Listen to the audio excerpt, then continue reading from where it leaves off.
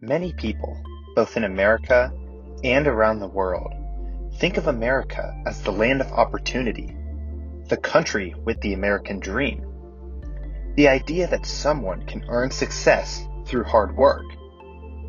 But even though many people believe in the American dream, that doesn't mean they will ever achieve it. Well, why is that?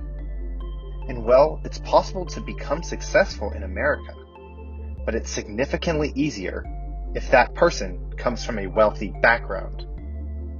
The number of rags to riches stories in America are few and far between. To understand why this is, we need to look back at the 1940s, where kids had a 90% chance of earning more money than their parents did. But that percentage has been decreasing since then. Take, for example, the fact that in 1980, only 50% of children would earn more than their parents. What caused this major drop? It can be traced to many different reasons, but as a whole, the system of capitalism and the idea of the American dream is broken. If someone is poor and comes from a poor background, social mobility is significantly harder for them. The reason for this broken system comes down to wealth inequality. America has a notorious wealth inequality problem. Let's look back to 1980, where the top 1% of Americans earned 27 times more than the bottom 50%. Today, the top 1% earns 87 times more than the bottom 50%. The American dream is supposed to promise that in America, if someone works hard, they can make it to the top of the socioeconomic ladder. But as the rich get richer, the poor get poorer, and it keeps getting harder for the poor to achieve greater social mobility. The wealthy, those that are already at the top, can shape society for their benefit. The wealthy have the means to provide their children with a top-notch education. And by having a good education, they are able to get high-paying jobs, which allows them to stay at the top. By staying at the top, they aren't making room for any newcomers. This is because in a capitalist system, there's a finite amount of wealth.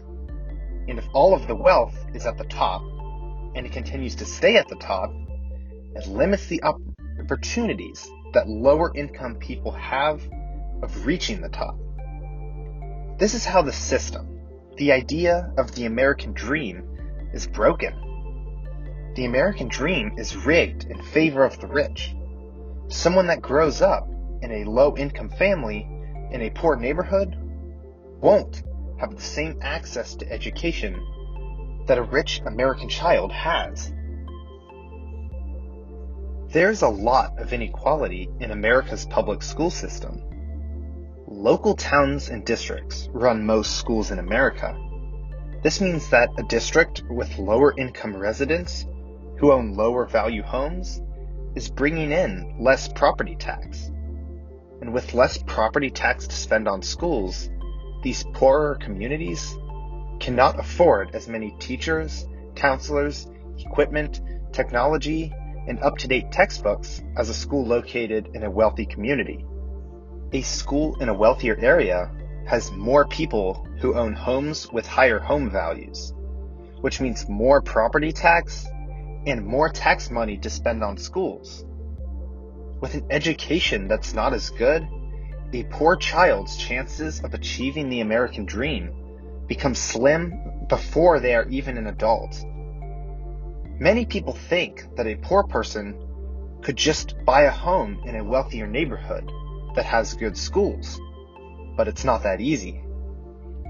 Living in a wealthier neighborhood means higher home prices and higher rent prices.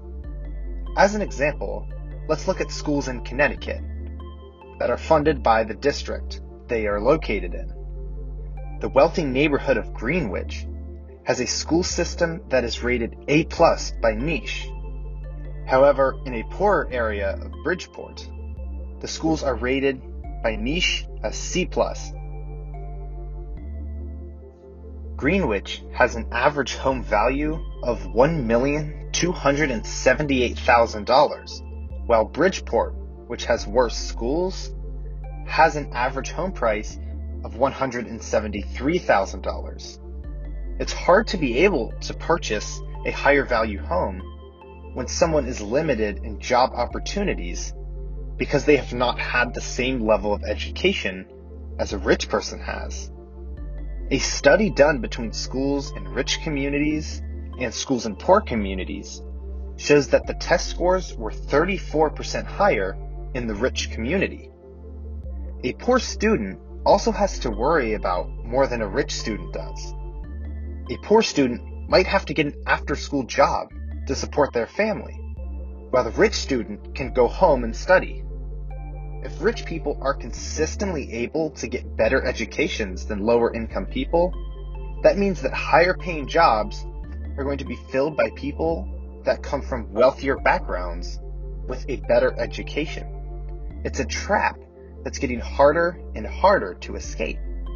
It's hard to leave the poor neighborhood with the underfunded schools when the people that live in that neighborhood never get the opportunity to get a higher paying job. And it's not just because the poor don't work as hard. To make ends meet, a lower income person might work long hours around the day with multiple jobs. But these are low income jobs because all of the high income jobs are taken by people coming from high income backgrounds. It's also harder for a poorer person to get these jobs, as a low income family usually can't afford to send their kids to college. A low income family likely has to take on massive amounts of debt just to feed themselves. They're not able to take on any college debt because when you are living paycheck to paycheck, if someone in the family loses a job or gets sick, the family could lose everything.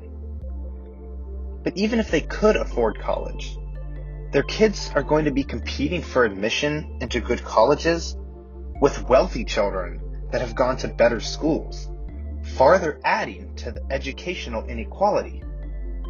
This circles back to the fact that the wealthy have an education that allows them to take all the good jobs. The wealthy can stay at the top, showing that the system is rigged in their favor. This can be shown through statistics, as in some American cities, someone that's born into poverty, or the bottom 20% of American incomes, may only have a 2.8% chance of making it to the top 20% of American incomes in their life. Now let's look at the quintessential example of the American dream: working hard and starting a business. It's a lot harder for someone poor to do this. When someone barely has enough money to put food on the table and pay rent and medical bills, there's no money left over to spend trying to start a business. Someone who is already in a crippling amount of debt just because they need to feed their family is unlikely to receive a business loan from a bank. Meanwhile, a wealthier person with no debt and good credit will probably be able to get a business loan. And that's just one more way for a rich person to get richer and stay at the top of the socioeconomic ladder. Due to rising wealth inequality, if someone is born into poverty and raised in a poor neighborhood that has subpar schools, it decreases the chance of them being able to achieve the American dream. In an America where the rich can stay rich and the poor continue to stay poor, the chances are smaller than ever to escape poverty. That leads to the American dream being just that, a dream that is marred by an unfair system, making it unachievable for a majority of Americans.